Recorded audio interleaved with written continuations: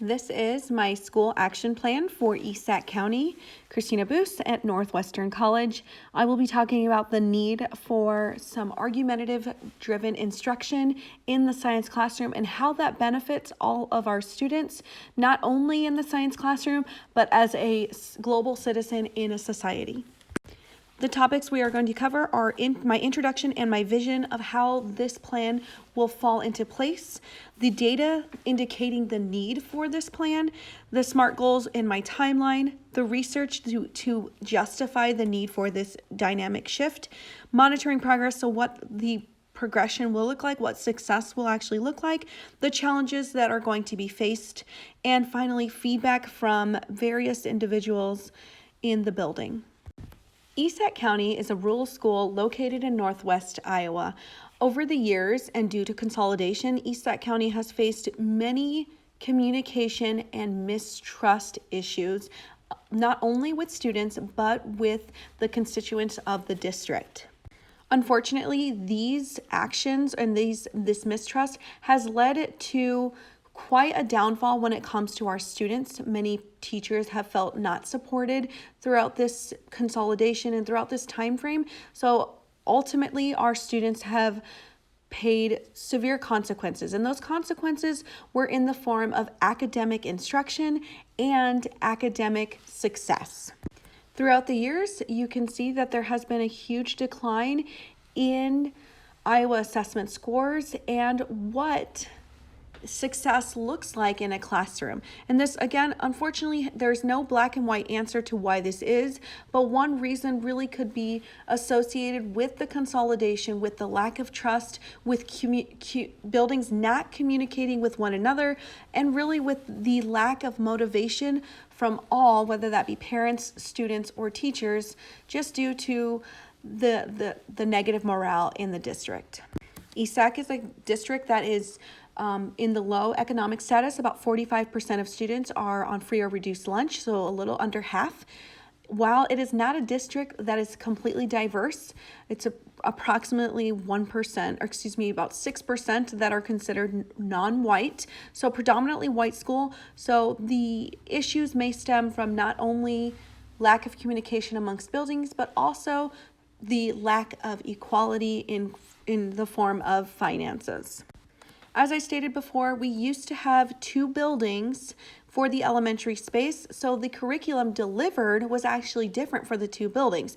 And while this may not seem like it is associated with science, the problem comes when the 2 buildings don't communicate. So one building is spending 20% of their day on science, and the other building is spending perhaps 5% of their day on science, maybe just focusing on reading and writing and math.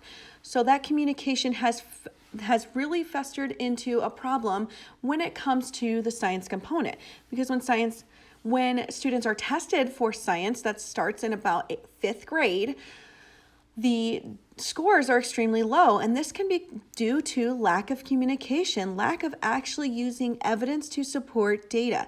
The new ISEPS tests are testing on whether students can read data and then infer information. And when that is not done at an early level, students really do fail. So a big issue in East Sac is that high school students are struggling to be able to look at data and infer what that information means.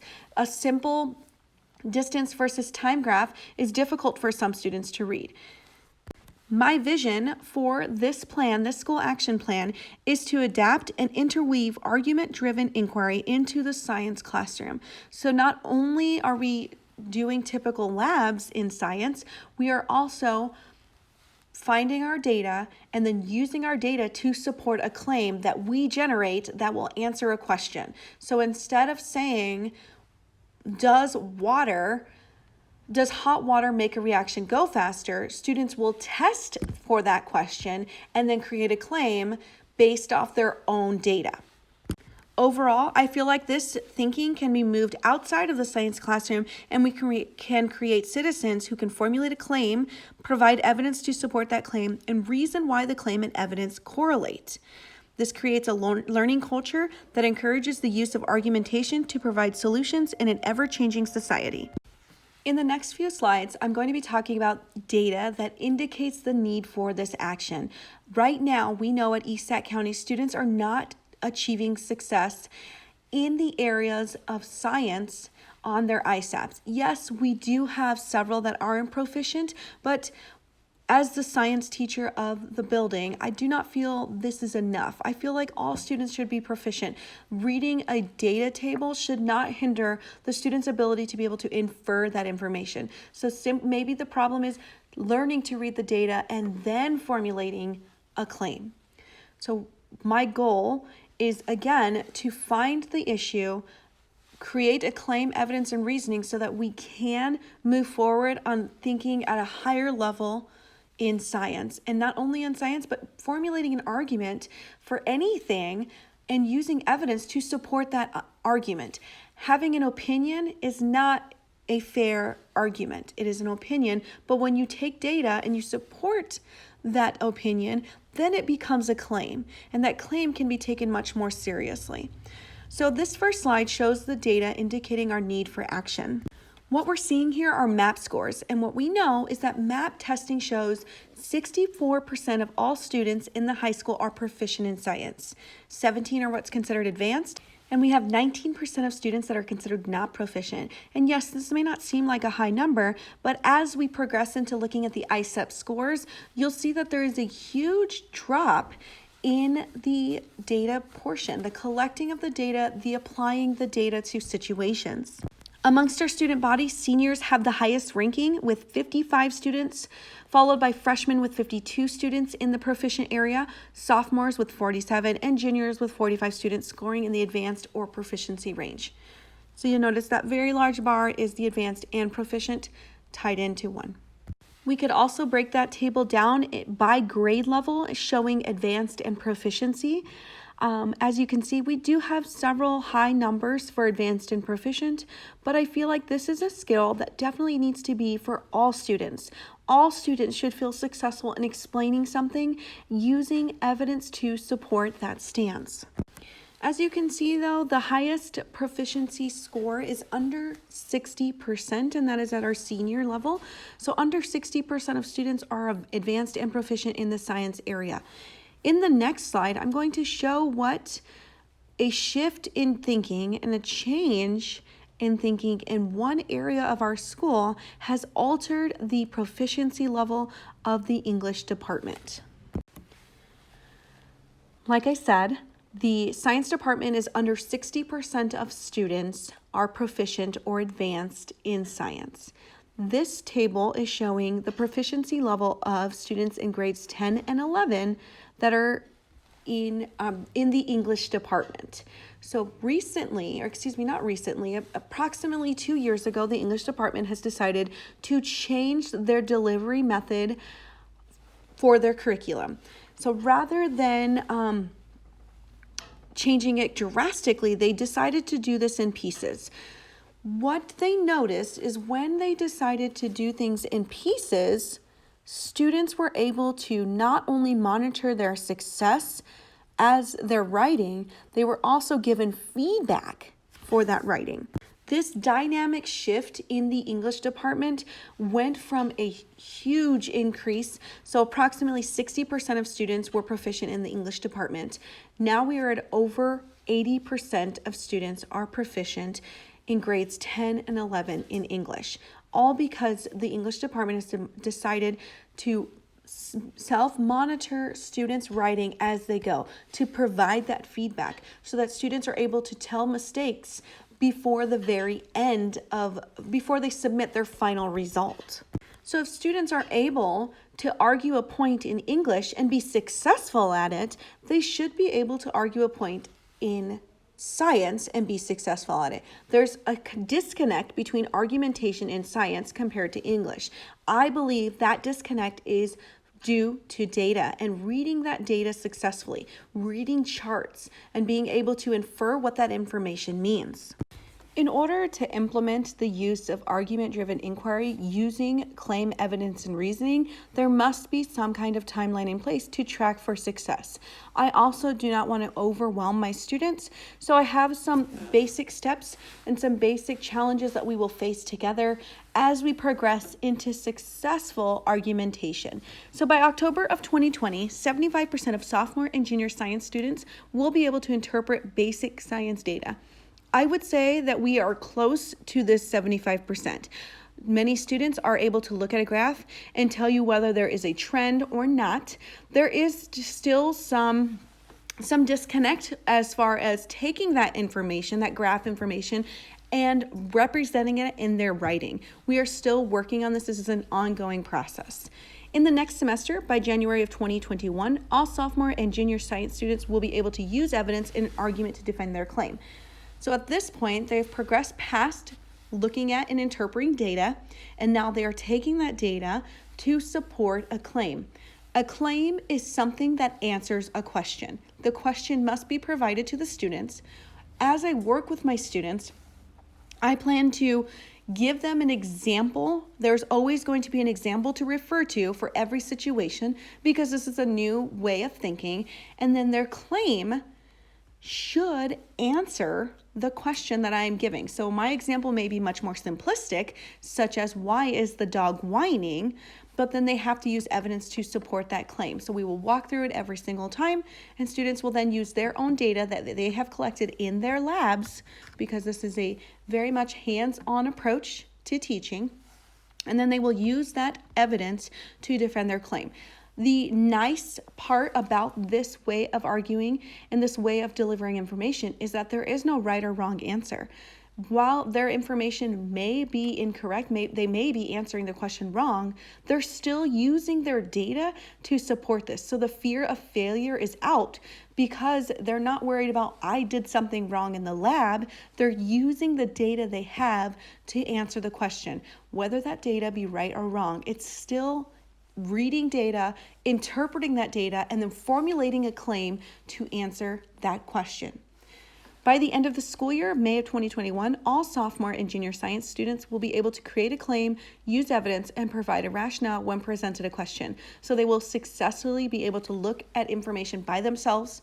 They'll be able to integrate that into an argumentation session. Why is argument-driven inquiry necessary? Why is it needed? With this world, we are living in a time where information is passed within nanoseconds. The World Wide Web is updating every single millisecond, every single nanosecond. Information is pushed out. Now, the accuracy of that information is questionable depending on sources. Typically, young students do not know the difference between a credible source and a non-credible source. So if it looks real, then it has to be real is the thinking. So what I want to do is help filter out doubt and provide students with a framework that helps them create an argument using supported evidence, using information that is factual and that truly does back up the information. We can say the sky is purple, we just can't see the purple rays as long as we want. But if we don't have evidence to support that, that claim doesn't sound accurate. So my goal is to create citizens that can use information that is credible to support their own claims. This is the beauty of argument-driven inquiry. You can argue a different point as long as you have the support, the evidence to back up your claims. So again, there is no fear of right or wrong.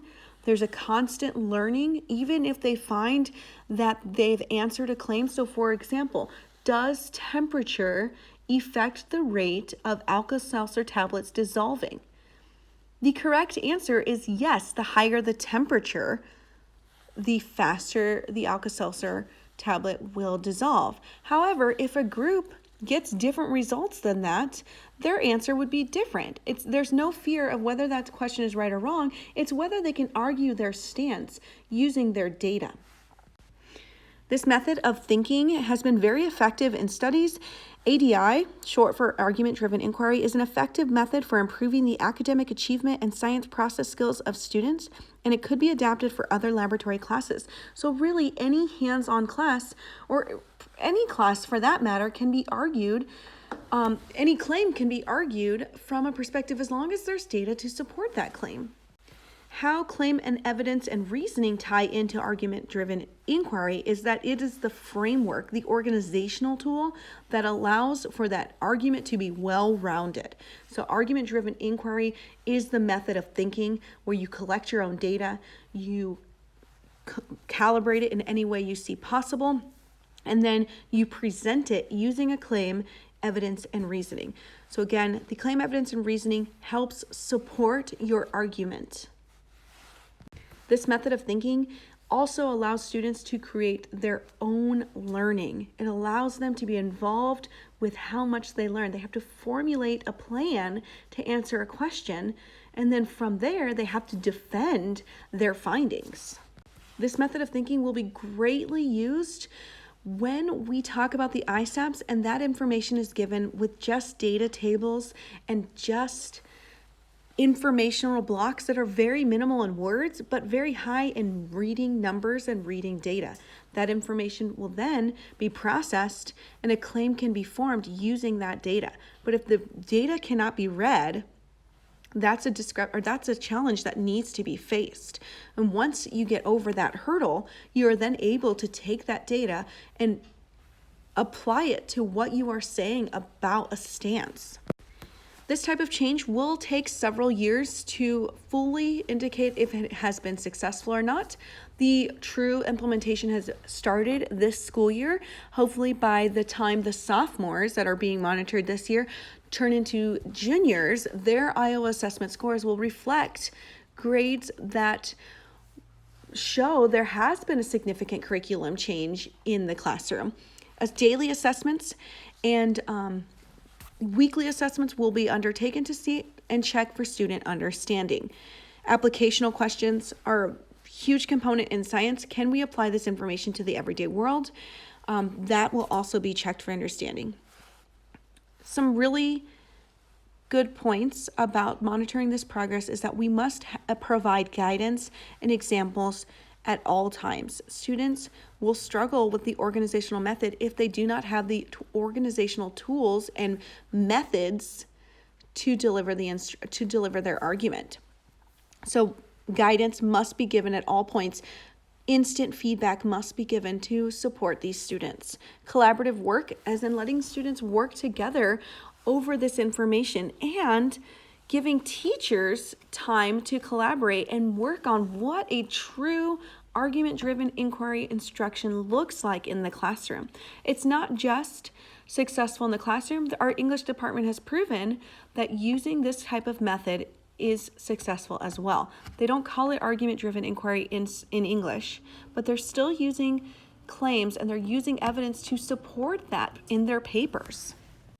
The next monitoring progress would be the establishment of PLC groups. Unfortunately, East Sac County does not have a PLC groups as established, but with the establishment of those groups, we're able to look at the data from this year and see if there is a correlation between success or not success using this argument-driven inquiry.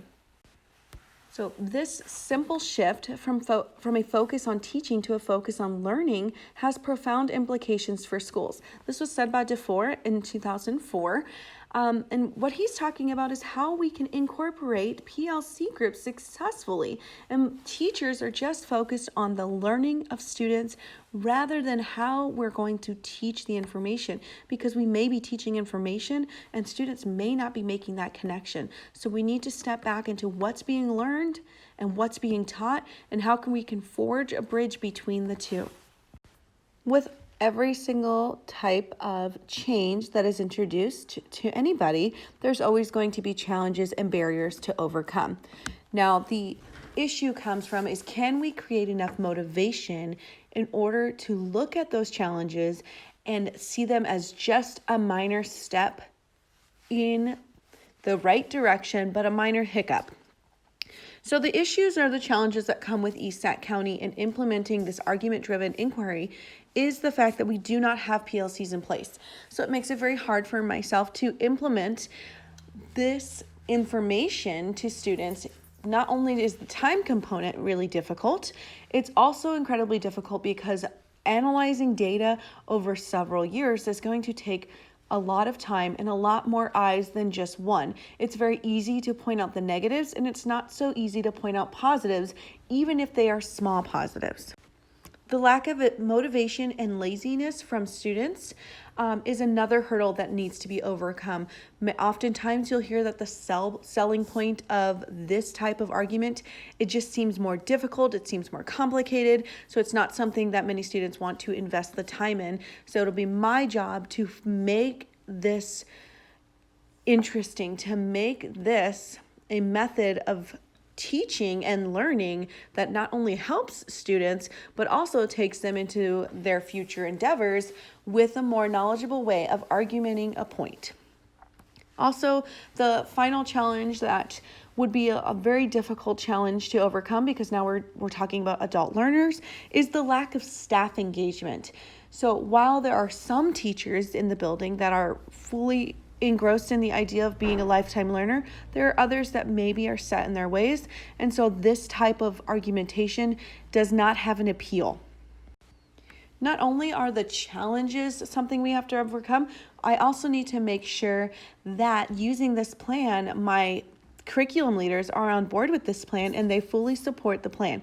When I received feedback of this plan from my principal, it was a positive reception, wonderful comments on how we can see this and the potential it has for academic success within high school sophomores and juniors.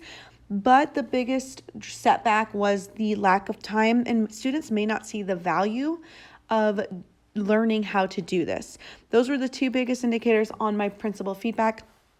The final portion of my feedback was received from my cohort, and while he expressed that this is a great idea and this is something of interest to others, he does not want to engage in this type of teaching in his own classroom, which that's fine. They're everybody's personal preferences. I wholeheartedly believe in this concept, and I will continue to push for argument-driven inquiry because I feel like students need to own their own learning. They need to be able to apply what they know to answering questions, not just stating opinions, but stating facts based off of evidence. While this action plan is specific to my science classroom, I do not feel that this action plan could not extend to the entire school. Again, we have an English department that is working on component and chunking information, and it has worked wonderfully for them. So if we can take the argument-driven inquiry and put it into multiple classrooms, we could see extensions of not just science in the science room, but we could take science and put it in the world history room and talk about the data that was delivered to make political choices of the day. So there are so much overarching branches that could be connected if we implemented this at the school level. My goal would be to see argument-driven inquiry using claim evidence and reasoning in every single classroom in the Sac County high school buildings.